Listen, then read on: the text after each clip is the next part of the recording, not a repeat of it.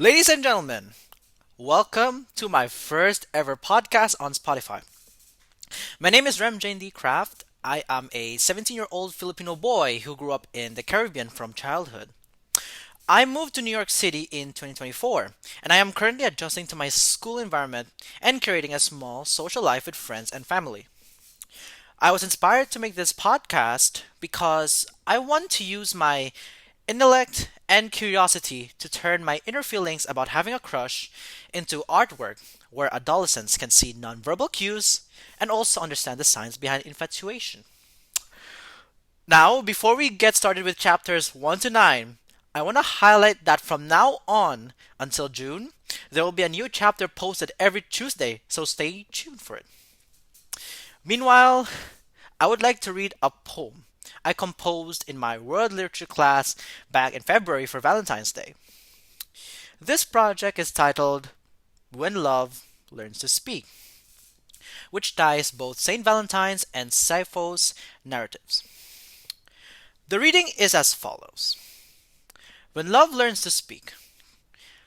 O St. Valentine, a man who wrote a letter to a woman so kind, as he bids farewell from earth to a place full of respect and worth.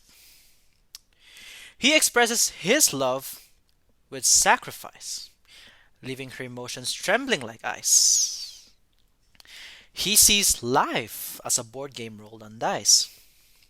A jailer's daughter, blinded like a mouse, began to feel such a glowing light for the first time in her life. O Saint Valentine, a man who taught love in my lens, yet my inner thoughts become dense. Seeing Sappho consumed by tense emotions, she trembles upon her heart in rapid motion as she seeks help in a void of poverty. Oh, my body begins to tremble and sweat as I see you, charming girl, locked in with her dilated gaze, yet faced in agitation with a hair twirl, creating in me a sense of euphoria ingrained through reveries in my memoria. Oh, Saint Valentine, I was taught one important lesson. Love isn't only viewed by its looks, but also by its fruits. If people knew how to talk with kindness, they could overcome hidden feelings inside that blindness. If a shy boy and girl only knew how to break the ice, love creates an everlasting conversation. If the two expresses love with flowers, songs, or chocolates, they show outward affection for attention.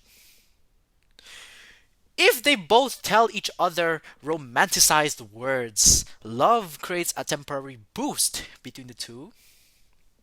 But if they show genuine affection and intimacy through remorse, admiration, and responsibility, both fear abandonment and actively seek each other's love. I manifest emotions of shyness and fear, contemplating every single year, waiting for every right moment to see that girl appear in front of my eyes in enjoyment. And until then, our diffidence reflects as a mirror of mixed emotions to realize how love stays within us forever and ever. This poem creates a reflection of my emotions from September up until now, based on my current stage of limerence, instilled euphoria, expectations for love, and inner demons. But altogether, my podcast builds upon this poem as a foundation for the next couple of chapters, which can help listeners speak through my observations of nonverbal language and relate my thoughts with theirs. So now, I hope you all are ready for chapter 1, which will introduce the definition of a crush and other terms that you need to understand. Thank you.